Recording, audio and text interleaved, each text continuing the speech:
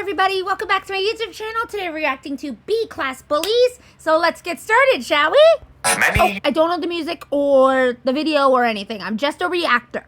Years ago, 3 small railways, the Sodor and Mainland Railway, the Tidmouth, Knapford and Aylesbridge Railway, and the Wellsworth and Sudbury Railway merged into one railway, the North Western Railway. Okay. It was run by the Fat Controller's grandfather, Sir Charles Topham Hatt, otherwise known as the Fat Director. This change came with some considerable expansion of the line, and to help build and run it, new engines were brought in, such as Thomas, Edward, Henry and Gordon. Thomas and Edward were 2 of the first engines to arrive and helped with the construction work. After this was finished, Thomas became a station pilot, shunting trucks and coaches for the other engines, until he would rescue James and earn his own branch line. Edward was used less and less, until the day he got taken out for passenger run, and did so well that his driver promised to take him out again the next day. The line had 3 other engines. One of them was called Eagle. He was red, the same colour that James would eventually become. He was a helpful sort of engine and was willing to come to the aid of those in need. The other 2 were blue engines. Okay. They had no names, only numbers. 94862 9875546. Oh no! Are we gonna see Alfred and what's his name again? 98462 and 87546. I don't know why. As soon as I hear those numbers, I think of Alfred and his buddy. Ugh. These 2 engines were callous, rude, and disrespectful towards the other engines. Yeah, what? They prided themselves greatly, considering themselves above everyone else, and were not afraid of saying so, to the point where even Gordon, for all his arrogance, grew hurt and impatient with them. One day, Thomas was shunting coaches for Eagle's stopping service into the platform at the big station at Vickerstown. He stopped, and his driver uncoupled him, ready for him to shunt the express into the station for 98462. Gordon was away for some minor repairs, following an accident with a car at a level crossing. The damage to him wasn't too bad, but one of his buffers had been dented. Anyway, 98462 reversed crossly into the station, disobeying a signal set at danger, which was set to warn engines that Thomas was on the line. "Hurry up, little puffball," he snapped at Thomas. "You're blocking my line." Thomas seethed crossly.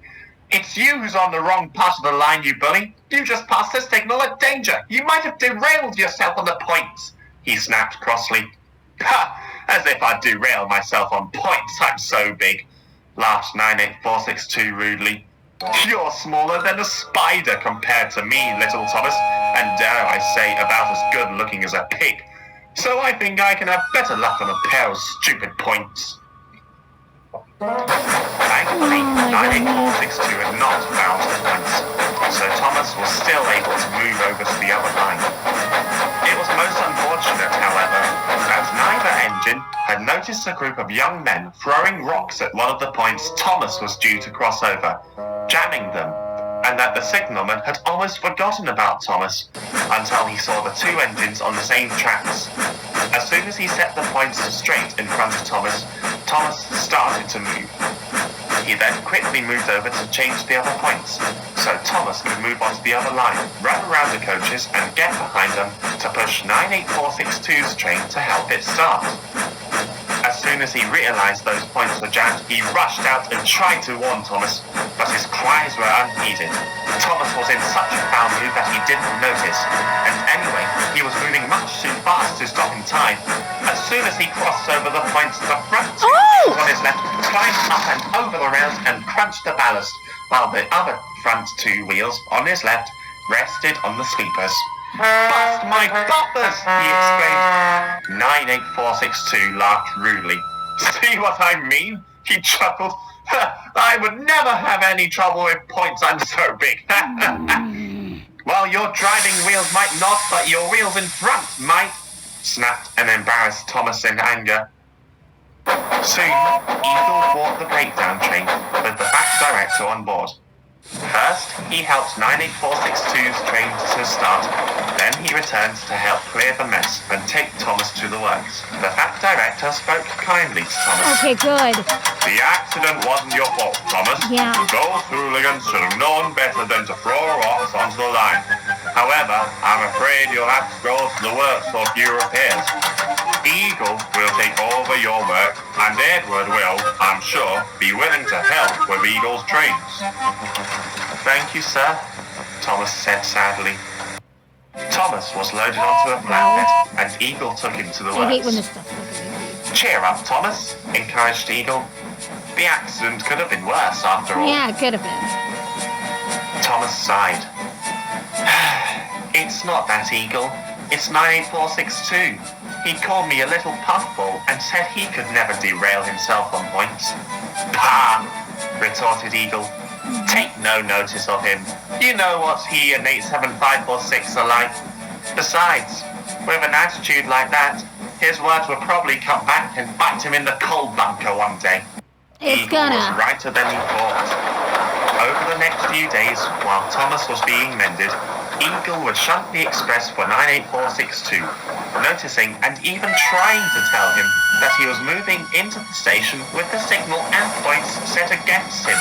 But 98462 just laughed rudely. Why hasn't he sent them? Would soon come to an end.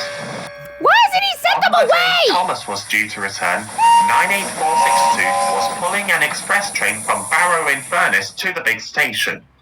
Come on, come on, come on, he demanded to the coaches. All right, we're coming, grumbled the coaches. Oh, right, we're coming. Oh, right, we're coming. Look at me now, sang 98462.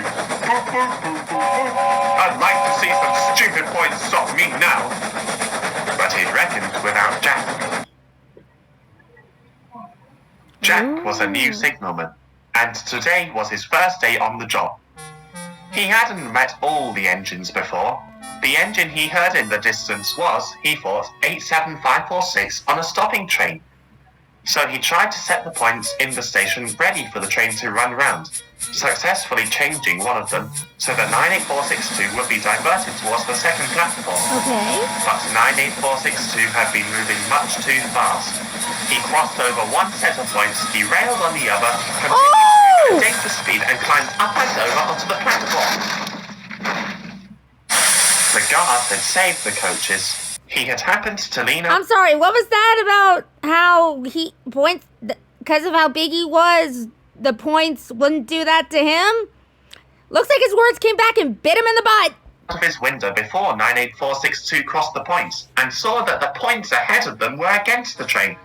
Knowing what would happen, he slammed on his brakes, significantly slowing down so that 98462 would come off the rails. 98462 looked ridiculous. The whole of his body was mounted on the platform and half of his tender hung dangerously over the edge, while the other half was nestled in the track. Angry staff and passengers helped each other off the ground and out of the coaches and swarmed around 98462, embarrassing him and saying what a bad railway it was. Worst of all, he saw Thomas, who had just returned that morning and had seen everything. Thomas was laughing so hard it looked as though his boiler would burst. The Fat Director came out of his office to see what had happened. One look at the awkward disaster told him everything. He glowered meaningfully at Thomas, who stopped laughing and started to pull the coaches away. Then he spoke severely to Jack and 98462. Jack immediately apologized and promised to help clear up the mess. 98462, on the other hand, insisted it was not his fault. I'm aware of that, 98462, but Thomas has told me about what you said to him. You deserve this accident from all the trouble you've caused us. Maybe next time you'll be more careful on what you say about points and passing signals at danger too. And you can forget ever pulling the express again, I can assure you that much. Wow. He turned on his heels and walked sternly away. He's not happy. Leaving 98462 to gnash his teeth in rage. He's not happy. Just at the bottom of Gordon's Hill on the inside Tony, line, the car... I'm worried he's gonna do something stupid. because we're only 9 minutes in, and I'm worried he's gonna do something to Thomas. I'm worried. Like, I'm sorry. Significantly I'm tighter worried. than all the others. This was mainly so there would be enough space for the engines to successfully navigate the curve without hitting anything on either side of the line Sorry. or coming off the rails if the train is going slow enough. If the train went too fast, it would tilt too much and come off the rails, whether the engine was pulling trucks or not. Most of the engines were careful when running over this particular piece of track. Yeah. They knew it was for their own good. 87546, however, had other ideas. Oh, no. You're all just scared, he scoffed. You should try a bit of record breaking. Be a bit more daring like me. Edward rolled his eyes. He was one of the few engines who stood up to 98462 and 87546. You, with all your speeding 87546, should at least know better than to go tearing round tight corners, he argued. Pah! Retorted 87546. That corner's safe enough for engines to go at over 136 miles an hour. I am being incredibly foolish, snapped Edward. Agreed, said Gordon. Express engines may be fastest and best, 87546, but on a railway, safety and being on time both share top priority. 87546 just snorted in disgust. The railway was having a hard time keeping up with its demands. 2 of its engines were currently out of service. 98462 was being repaired following his accident, and Henry was still bricked up in his tunnel. This meant that more new engines were needed. The Fat Director had just brought in a second red engine, while 98462 was in the works, and following Henry's spell in the tunnel, was in the process of arranging the purchase of a black LNYR Class 28 experimental engine who would later turn out to be James before he was painted red. The demand for extra trains meant that the engines had to work harder than ever. To add insult to injury, Gordon was sent to the works to have his safety valve mended. Henry, who had been let out of the tunnel, had helped Edward take over the express that day, but he suffered greatly from his illnesses, meaning that he couldn't take it out that often. So, the Fat Director grudgingly gave responsibility of the express over to 87546, who revelled in the opportunity. In the few days Gordon was being mended, he boasted about his responsibility to the others to such an extent that the Fat Director was beginning to wonder whether another engine should take the express instead. Then came the day that confirmed his thoughts. He showed up. 87546 waited crossly at Barrow in Furness for the connection to the mainland. 5 minutes, he muttered angrily. Just then, another engine pulling a passenger train pulled in out of breath. Immediately, the passengers burst out, among them the Vicar of Wellsworth and his family, coming back from their holiday. The Vicar was heading to Teignmouth to help his sister, brother-in-law and baby niece take their luggage home and stay the night with them. I'm sorry, staff trouble, the engine panted. Had trouble finding the guard. Stop the nonsense, snapped 87546. You're just too slow. All of you engines are. You're all unfit for service. Why can't you just go and roll yourselves on the scrap heap? The other engine gasped in shock. That is When just... 87546 had gone, Eagle, who had just delivered a goods train and heard everything, pulled up alongside the engine, who had stopped by the water tower for a rest. Don't worry about him. He's always like that, Eagle explained. He'll get what's coming to him, you mark my words. I hope so. He deserves it, replied the other engine crossly. He said we should just get ourselves scrapped if we can't go as fast as him.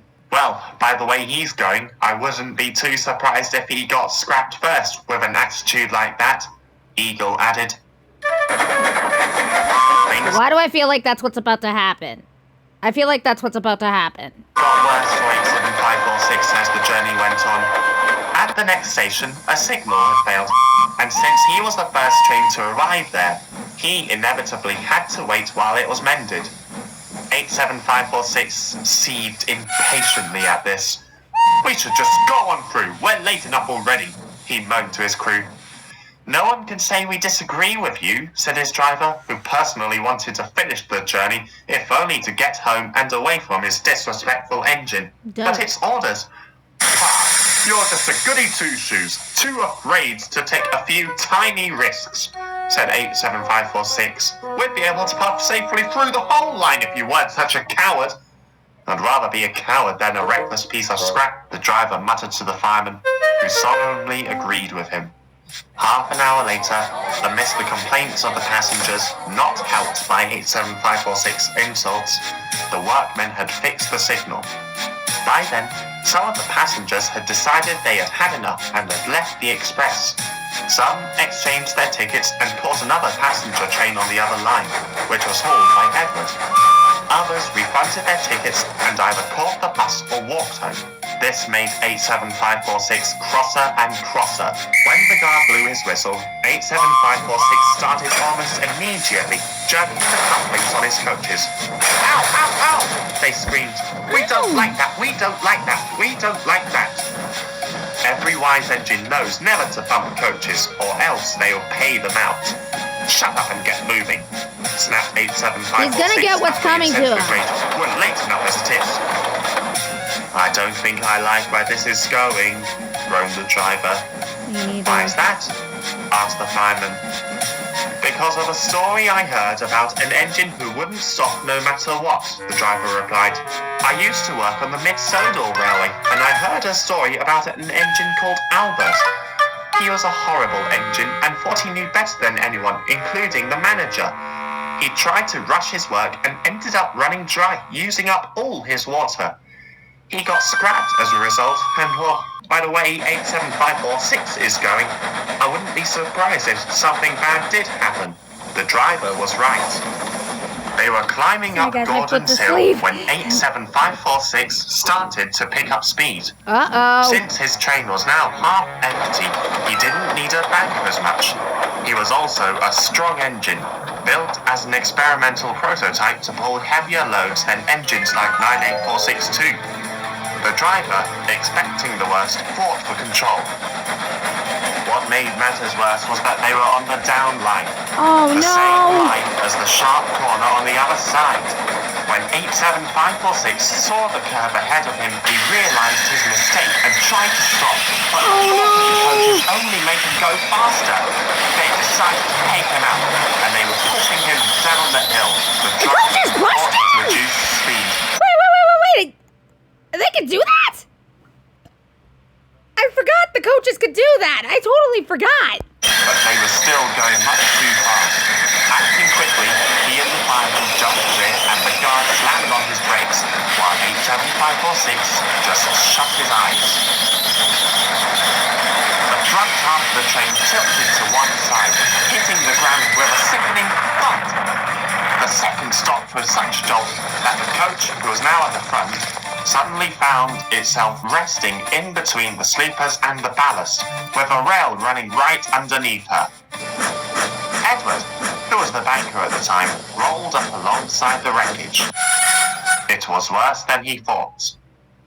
87546 was blocking two lines. He and the front half of his train lay on their side on one track, right in front of Edward, while the other half of his train had stayed upright on the other line. A crowd of passengers had gathered around the train. Some of them were groaning. Their faces suggested they had been hurt. Then Edward saw one of the passengers being carried on a stretcher. Oh, He heard Gordon's no! whistle in the distance, and the big engine puffed up the hill behind him. He replied with 3 blasts. "Stop, Gordon!" he called. Fortunately, the signalman had been told of the accident. He set all the signals in the area to danger and told Gordon to proceed with caution and be prepared to stop when needed. Gordon had needed to stop anyway for a banker. He opened his mouth to demand why such an important engine needed to stop. Then he saw the passengers and promptly shut it. "Get the injured passengers to the last station fast as you can, Edward," came a familiar voice, who then told 87546's guards to phone an ambulance and meet the train at Wellsworth. Edward, knowing who the voice belonged to, quickly ran to the bottom of the hill while Gordon and his crew, acting instinctively, uncoupled themselves from the coaches and raced away to fetch the breakdown train. This is why I never liked those big engines, snapped the Fat Director. I would have hoped you'd know better than to do something as stupid as this 87546.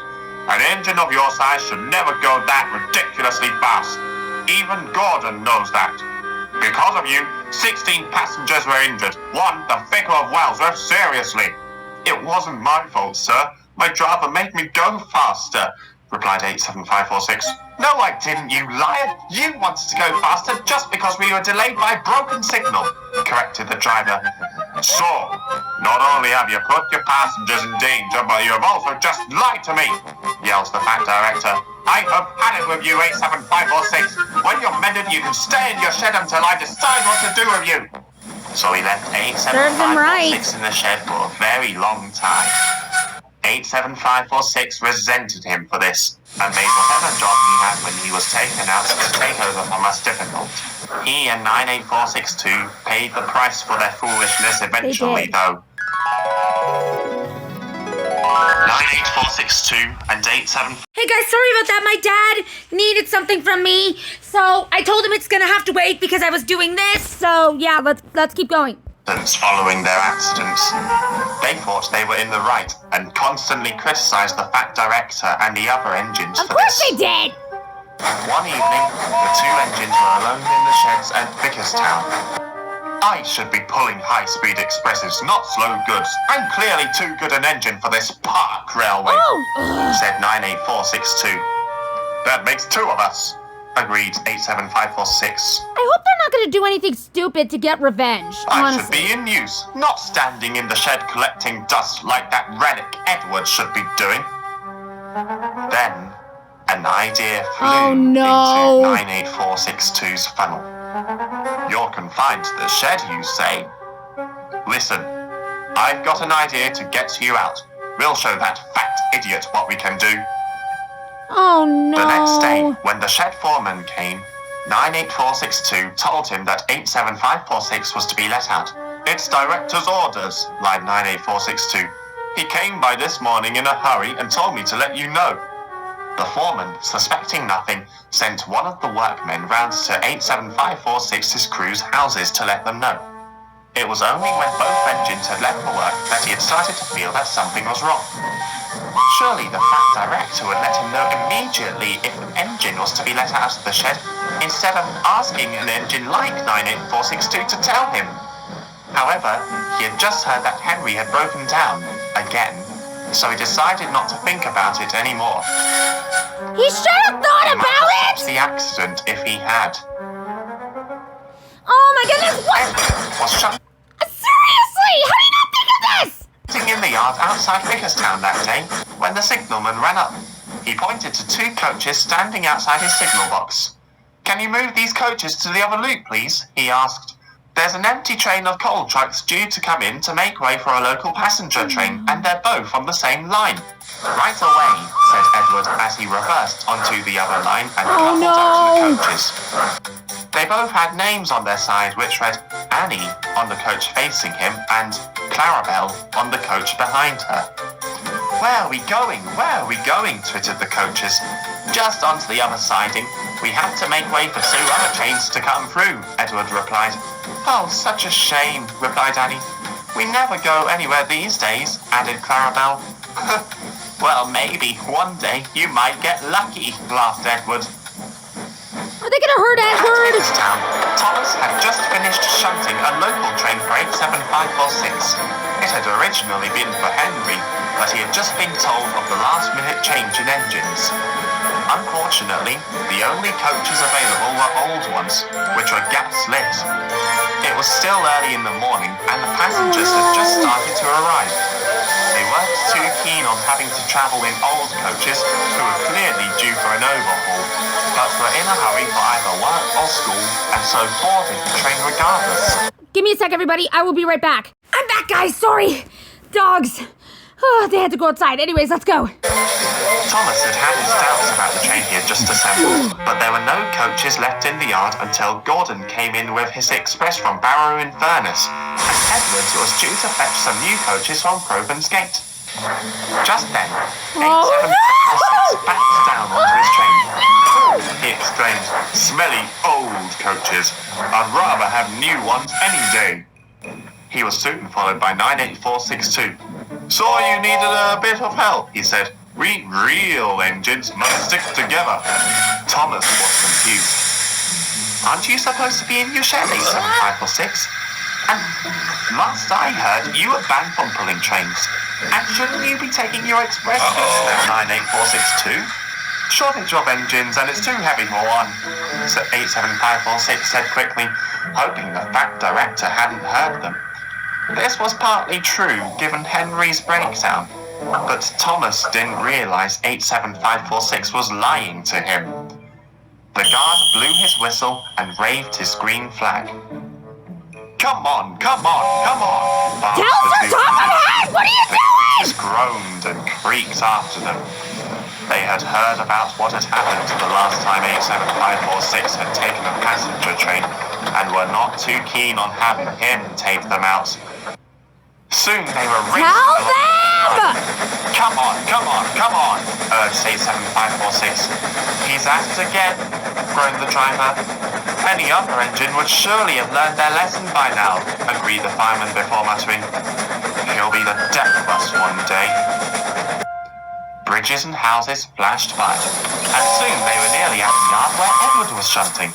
Meanwhile, Edward had just shunted Annie and Clarabelle into the loop on the down line towards Vicarstown, when Neil, one of the old Sodor and Mainland engines, bustled past with a train of ballast trucks. Every wise engine knows that ballast trucks are the most badly behaved, and Neil was clearly having trouble with them. But neither of them could hear the trucks very well when they were approaching, and tried to ignore them when they arrived. But they did hear a lot of impolite name-calling going on between him and the trucks. The ballast train halted next to Edward. "Having trouble, Neil?" asked Edward kindly. "Aye, yon trucks again. I've had enough of their habits," Neil replied. Eagle pulled in with some empty coal trucks onto the loop next to the signal box, but just as the signalman ran up, "Neil, there's an express due in on your line. You'll have to move onto the other line to make way for it," he said. Edward spoke up. "Please, sir, may I take the train over for Neil? He's having far too much trouble with his trucks, but I can handle them." "Very well, but be quick," replied the signalman. They're gonna hit Edward. Neil uncoupled and moved forward, and Edward left Annie and Clarabelle. Once Neil had moved into the sidings where the two coaches were, the signalman changed the points so they were set for Gordon to pass by. This meant that all four lines were in use. This was not usually encouraged on a railway, but exceptions had been made, since Gordon, 98462 and 87546 were pulling express trains. Both were running late. Gordon had been delayed due to some maintenance on the line, and the other two had been halted by another signalman, with the fat director standing next to him outside a signal box. He hadn't been too happy to hear that 87546 had lied to everyone, nor that 98462 was pulling passengers when he was forbidden to do so, and had told them to finish their passenger train and leave the railway. Serves The them routine right. was that one engine would be shunted onto one line to make way for a late train to run through, and then, while a third train had been halted, move onto another line once it was clear. This would ensure a clear line for the third train. While it would cause some delays, it was the only safe thing to do in this situation. I don't like that The music. trouble was, at that same time, the signalman had gone off duty, and another signalman had taken over. This signalman suffered from short-term memory loss, meaning that he soon forgot about Neil's goods train. So he set the line for all clear for 98462 and 87546, who were tearing along. Oh no, Edward! Edward, Eagle, and Neil heard 87546's whistle in the distance. By then, it was much too late. Immediately, Annie, Clarabelle, and the engines went into a panic. The points were set against Edward and the coaches, so they couldn't move, and no one knew that Gordon had been delayed by a last-minute passenger. Eagle was blocked by Edward, who tried to reverse in his right, but the ballast trucks had slipped their brakes on accidentally on purpose. Push! Push! Push! They cried to each other, holding the whole train in one place.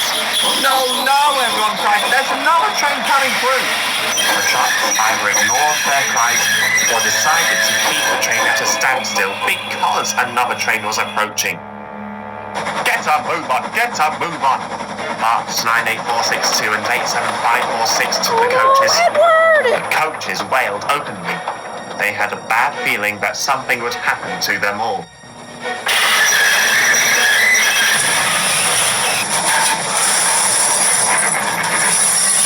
Scraping of metal against metal could be heard from miles around, as could an almighty crash. Eagle, Edward, and Neil opened their eyes in just enough time to see what was left of 98462 and 87546's train strewn across Edward's and Gordon's line.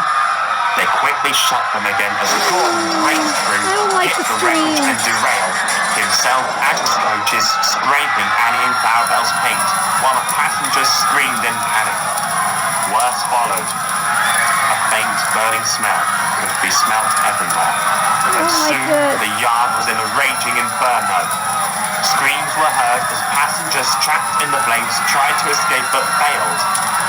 Edward slowly opened his eyes and saw 98462's face, bleeding in desperation, begging Edward to save him. Edward looked at him sadly and said, "I'm sorry. There's nothing anyone can do." There was nothing else he could say. It was the worst accident this railway has ever had, Edward concluded gravely. Neil, Eagle, Annie and Clarabelle were just in need of a repaint. Annie and Clarabelle were in so much shock that it took their being given to Thomas when he was awarded his branch line to help them to recover fully. I was so badly damaged I was almost beyond repair, and I was rebuilt to my old design.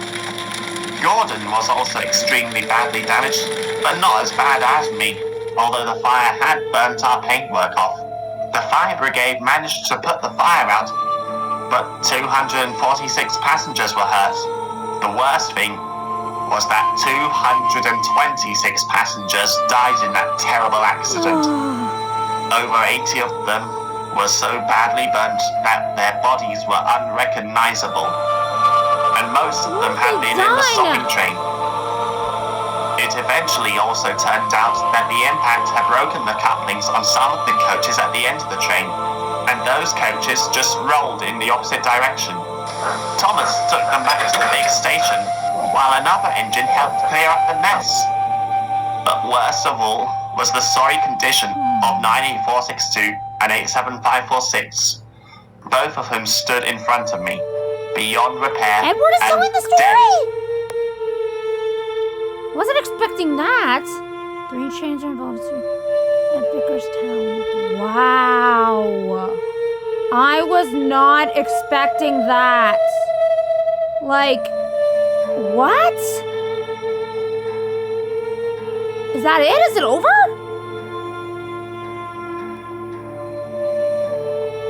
That can't be it. That's it? Oh man, that was nuts. Well, that's B-class bullies, everybody. Wasn't expecting it to go the way it did. But I'll see you in the next video, everybody. This is Gabriel 101, signing out. Adios, everybody.